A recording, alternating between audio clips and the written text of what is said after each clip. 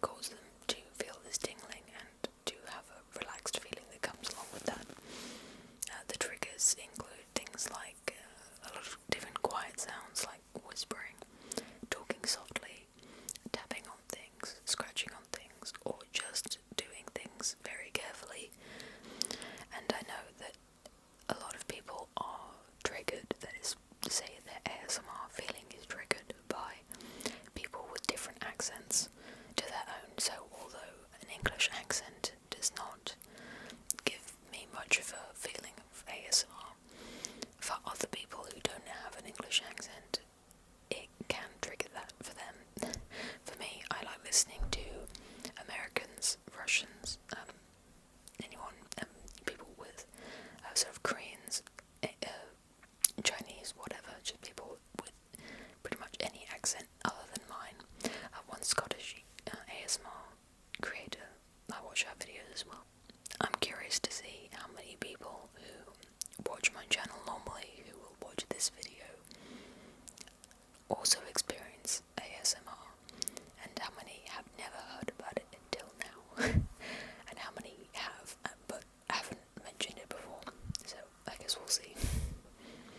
But the main chunk of this video is going to be me talking about my short story collections that I have been kind of not really collecting but accumulating for the last 10 years or so.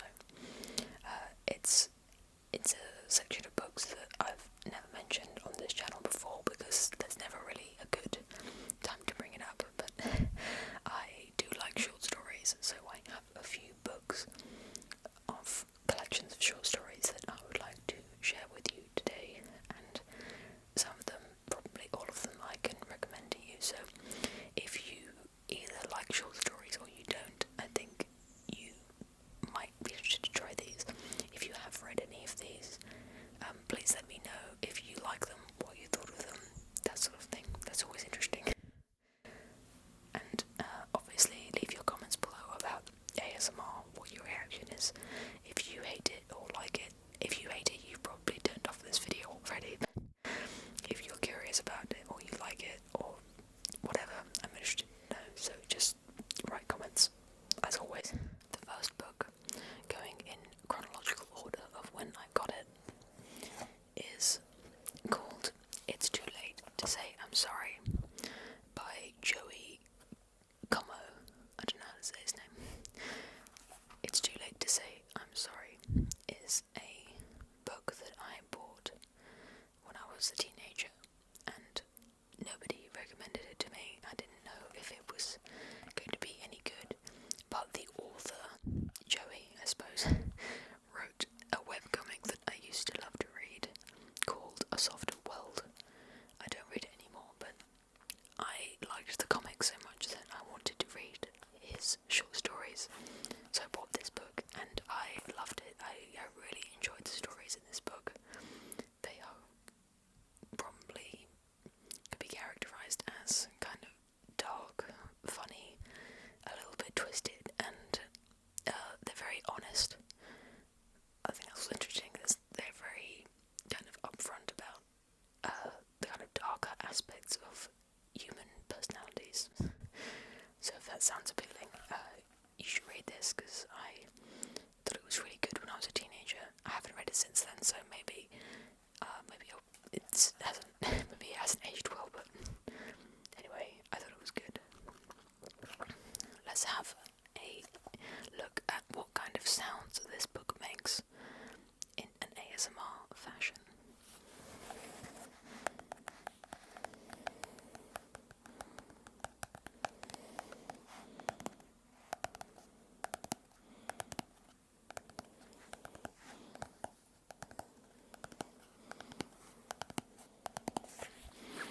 This microphone has two channels, left and right, so that if you're wearing headphones while watching this video, you'll hear the sounds moving from your left ear to your right ear and back and forth, which is quite a pleasant experience if you do experience ASMR. Otherwise, the sound section of this video will probably be very interesting, but you can skip forward and get to the next book review if you like.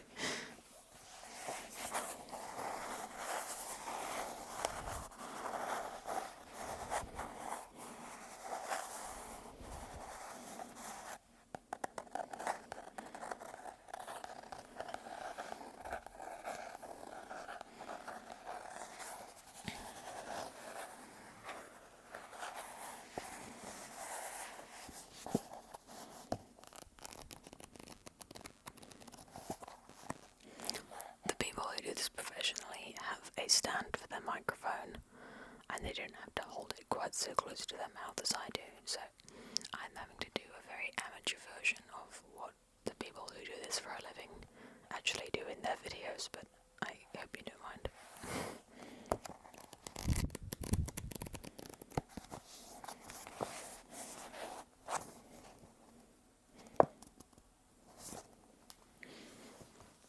None of the books in this video have been damaged by the way they've been treated. Don't worry, I would never do such a thing. Next book we have Death in Venice and Other Tales by Thomas Mann. You may have heard of Death in Venice. It was one of the inspirations for the film with Donald Sutherland, Don't Look Now, I believe. Maybe I've got that wrong, but I actually don't remember much about this book, except that it was kind of very sad, or rather not like the events that were happening to the people in the book were sad, but that the people in the book were like sad people. I don't know if that's fair, but I don't really remember much of it. So let's move on. Let's have a little bit of a tap on it first.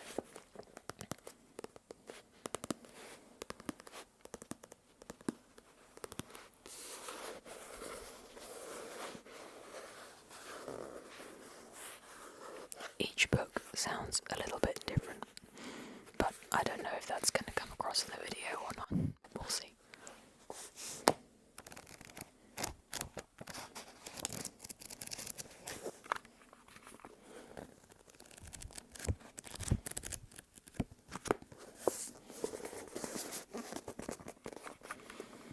Okay.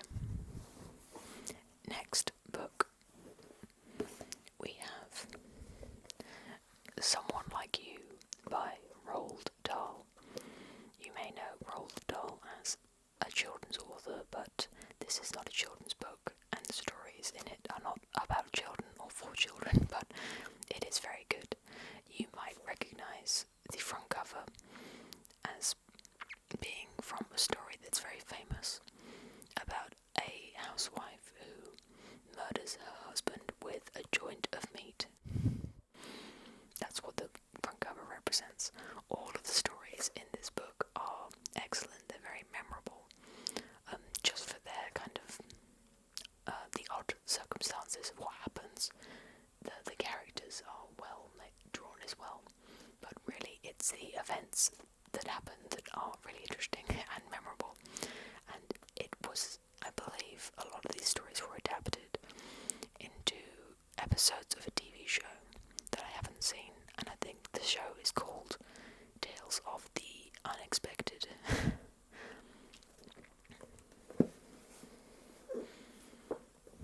I think this book's much like the last one in terms of the cover and the pages, so it won't make any different sounds, but the book itself, I think I would recommend that most out of all the books I'm going to show you today.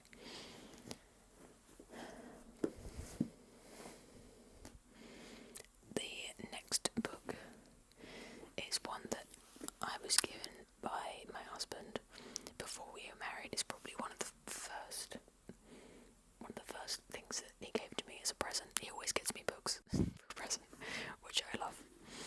And it's by Neil Gaiman, who I always say is my favourite author when someone puts me on the spot, because I like so many of his books and his graphic novels. You might have read Sandman, or might have heard of it. It's an excellent series by Neil Gaiman, probably one of my favourite things that he's done, but this is his book of short stories. And they are set apart from the other books I've showed you in the fact that they have a kind of supernatural element to them. Not that the people in the stories are witches and wizards. It's not a fantasy genre, it's just a kind of, they just are some supernatural elements. I don't know how to put it other than that. Kind of like watching The Twilight Zone, in the sense that things that are very strange and not explainable by science alone, that sort of thing happens in some of these stories. Some of them are just completely grounded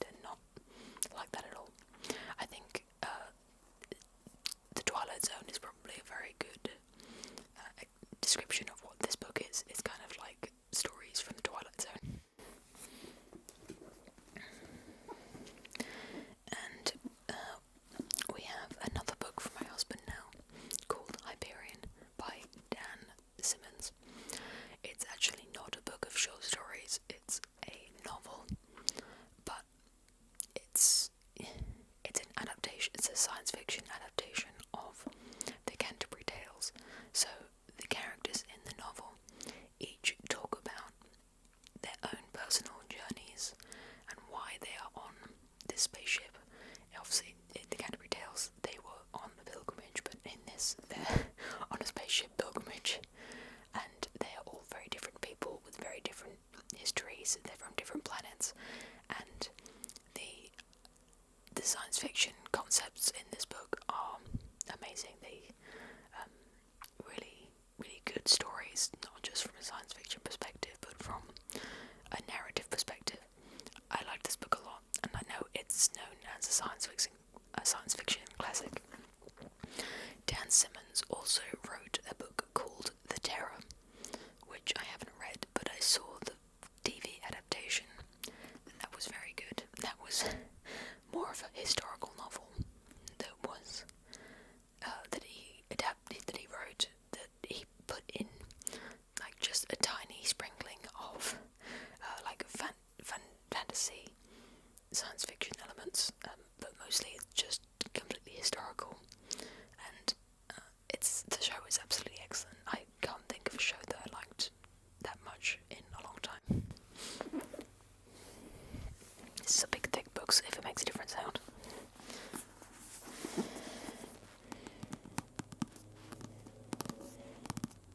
Sorry for the motorbike passing outside, I don't know if you can hear it.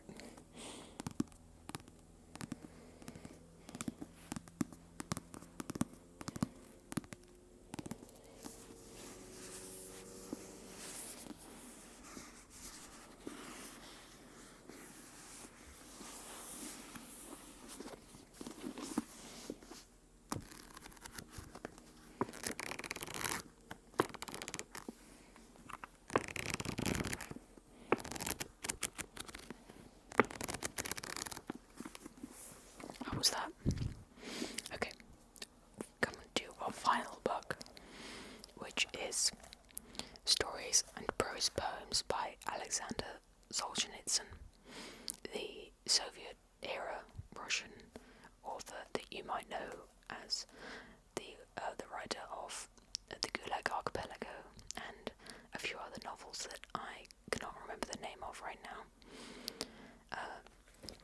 These stories are set in the Soviet Union, but they aren't specifically about Soviet Russia or, the system of government or anything. It's more of a case where the Soviet Union is the metaphorical bomb under the table. If you don't know that metaphor, then it's from, I think it was Alfred Hitchcock talking about how I think he was talking about tension in a scene, in a story, and saying that a scene is read by the audience to be very different depending on, for instance, if there is a bomb under the table in the scene, if the audience knows that there's a bomb under the table and the people in the scene don't, then the conversations they're having and the things they're doing seem completely different because of that knowledge about the bomb. So that is the Soviet Union in these stories. All the stories are affected by the rule of the Soviet Union, but they are not directly about that. I took this in my bag when I went to see Jordan Peterson, just because I wanted to read it on the train.